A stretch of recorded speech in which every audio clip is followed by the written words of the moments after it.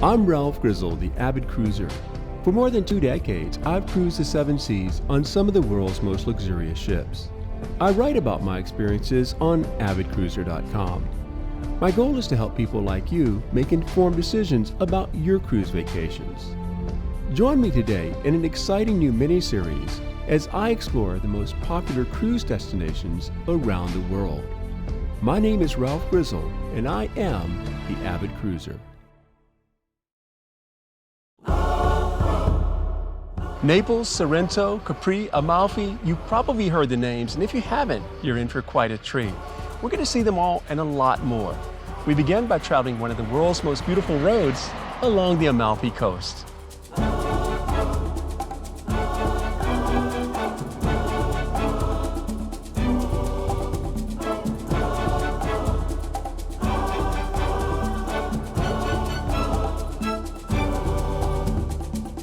The Amalfi Coast is characterized by high cliffs plunging onto a beautiful shoreline.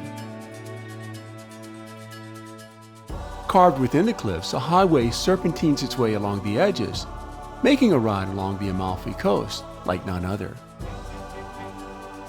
The region's striking beauty, in fact, has put it on the list of UNESCO World Heritage Sites. We passed through gorgeous towns and villages dotting the coastline. Positano, in particular, was positively beautiful. This gorgeous little town has been featured in several films, including Only You and Under the Tuscan Sun.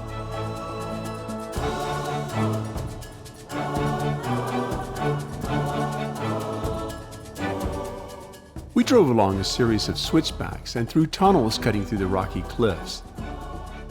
The highway isn't that long at all. It's less than 20 miles between Sorrento and Amalfi.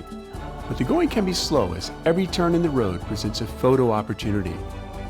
We wanted to slow down to admire the beauty of one of the world's most beautiful highways.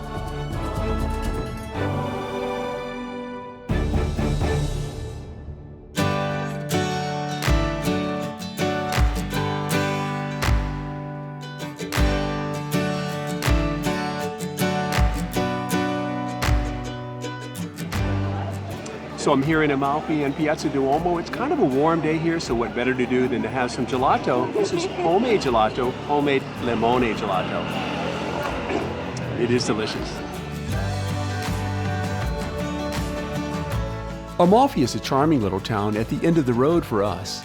A maritime trading power more than 1,000 years ago, the town became a popular holiday destination for upper-class Brits in the 1920s and 30s. It's still popular, and Amalfi is included on the list of UNESCO World Heritage Sites.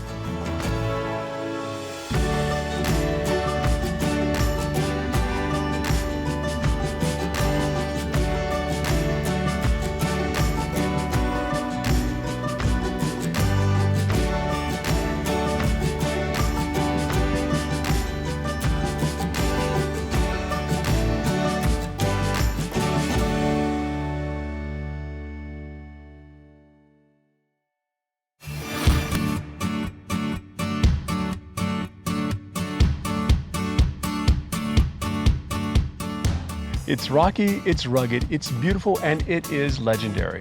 This is the Isle of Capri, and it doesn't take a lot of imagination to see why some people refer to it as the Isle of Dreams.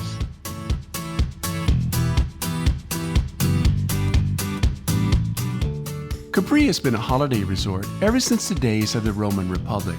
Today, it's a busy and bustling island with lots to see and do, including something I've never seen: gigantic lemons.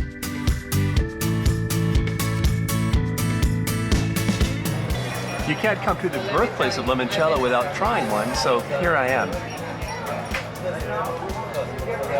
Perfecto.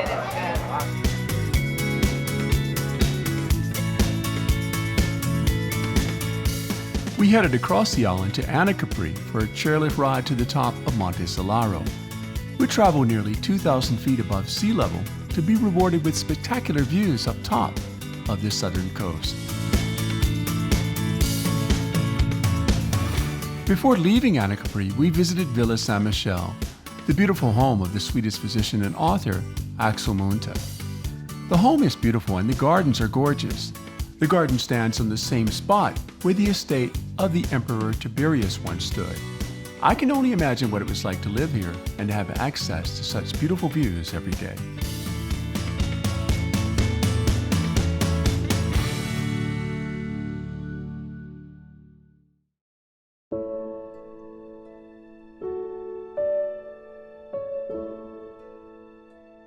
It was a day that was probably a lot like this one. Sunny skies, pleasant weather, and people going about their everyday chores.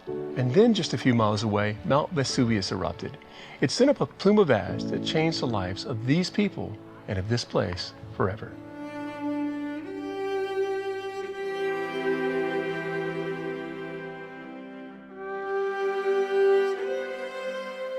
Vesuvius destroyed Pompeii, an ancient Roman city less than 20 miles from the center of modern-day Naples.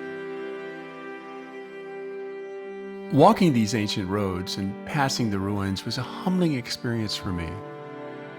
Here was a place that was thriving with life until that fateful day when Vesuvius spewed her destructive forces upon the village. Can you imagine living in the shadow of such a powerful force? Even today I think about that, with such a large population living in Naples. Could Vesuvius rumble with wrath again? Pompeii is an eerie reminder that nature continues to have power over us.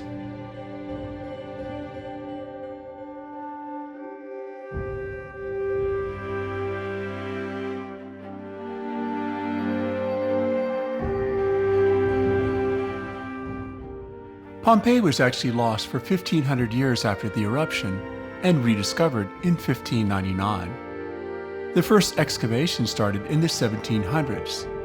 The buildings of Pompeii were covered in up to 12 layers of ash and other fragments from the eruption. Today, Pompeii remains frozen in time. The excavated city and its many well-preserved buildings serve as snapshots of Roman life in the 1st century. As you might imagine, Pompeii is a UNESCO World Heritage Site.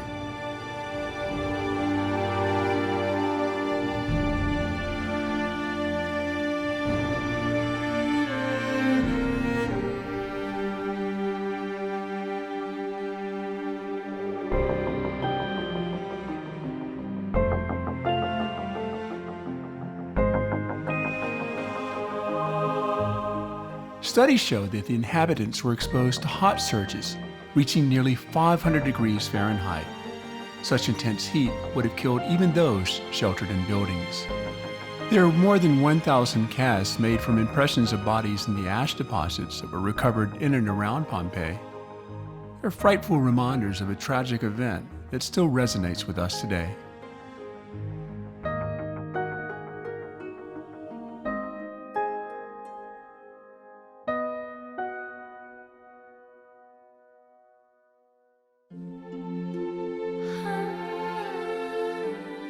I'm walking now through Herculaneum. Now, like Pompeii, Herculaneum was also destroyed by eruptions of Mount Vesuvius.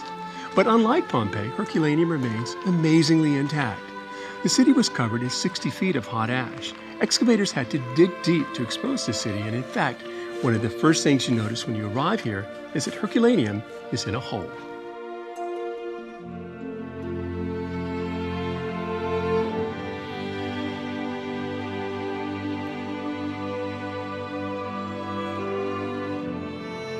Another UNESCO World Heritage Site, Herculaneum was a wealthy resort town. You could practically pass by the historic site and miss it because it's below the city that surrounds it. Even if you visited Pompeii, it's still worth coming to Herculaneum because the two sites represent two different types of towns and two different types of destruction. I found Herculaneum to be better preserved than Pompeii, but the two complement each other very well.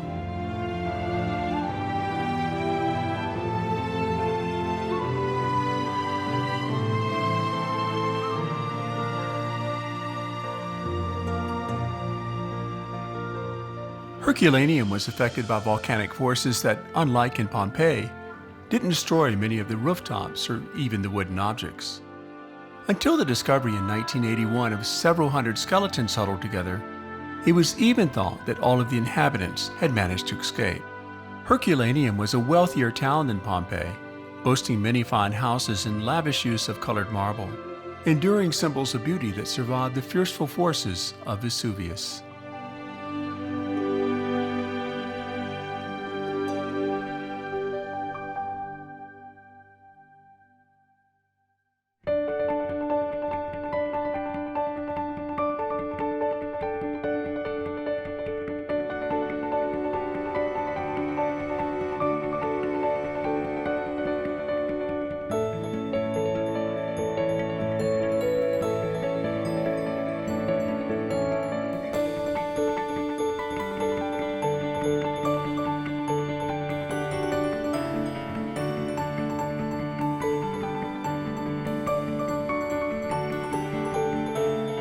We've only been able to show you a little of the beauty of Naples, Sorrento, and the Amalfi Coast. There's a lot more to see, but for that, you'll simply have to come for yourself, and believe me, you won't regret it.